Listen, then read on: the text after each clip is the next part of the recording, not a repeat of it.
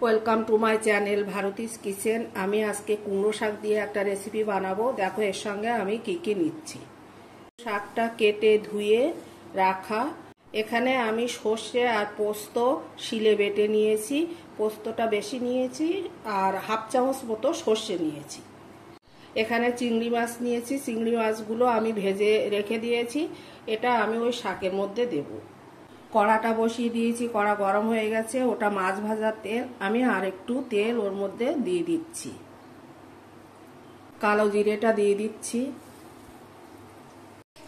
এই রান্নাটা তোমরা নিরামিষও করতে পারো, শুধু কালো জিরে ফোড়ন দিয়ে আর পোস্ত সর্ষে বাটা দিয়ে, কিন্তু এখানে আমি মাছ দিচ্ছি তাই জন্যে আমি একটু পেঁয়াজও দেব। পেঁয়াজটা দিয়ে দিচ্ছি। পেঁয়াজটা একটু লাল করে ভাজবো। পেঁয়াজটা দেখো এরকম লাল হয়ে গেছে। এবার আমি শাকটা দিয়ে দেব। শাকটা দিয়ে দিচ্ছি। স্বাদ মতো লবণটা দিয়ে দিচ্ছি, হলুদটা দিয়ে দিচ্ছি। এই কুমড়ো শাকে যদি পোস্ত না থাকে, শুধু সর্ষে বাটারে করলেও খুব ভালো লাগে খেতে, খুব টেস্টি লাগে। কাঁচা লঙ্কাটা দিয়ে দিচ্ছি। ঢাকা দিয়ে বেশ খানিকক্ষণ রান্না করব, আঁচটা কমিয়ে দেব। একটু জল গলেছে, এবার আমি পোস্তটা দিয়ে দেব। পোস্তটা দিয়ে দিচ্ছি। একটু বাটি ধোয়া জলটা দিয়ে দিচ্ছি। এবার একটু রান্না করে নেব, ভালো করে মিশিয়ে।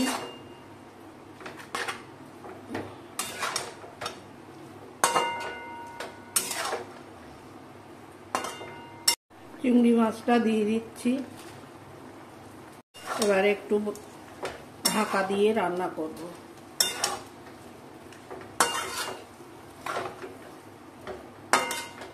হাফ চামচ মতো চিনি দিয়ে দিচ্ছি, যেহেতু শাক কুমড়ো শাক তাই জন্য। রান্নাটা আমার কমপ্লিট হয়ে গেছে, কারণ আমি বেশি শুকনো শুকনো রাখবো না, একটু রসা রাখবো।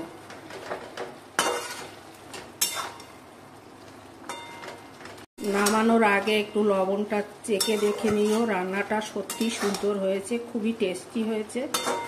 আমি চেক করে দেখলাম।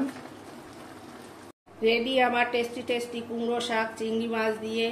খুব সুন্দর হয়েছে, গন্ধটাও খুব সুন্দর বেরিয়েছে, শাকটাও খুব সুন্দর হয়েছে। তোমরা বাড়িতে এইভাবে রান্না করে খেয়ে দেখো, খুব ভালো লাগবে।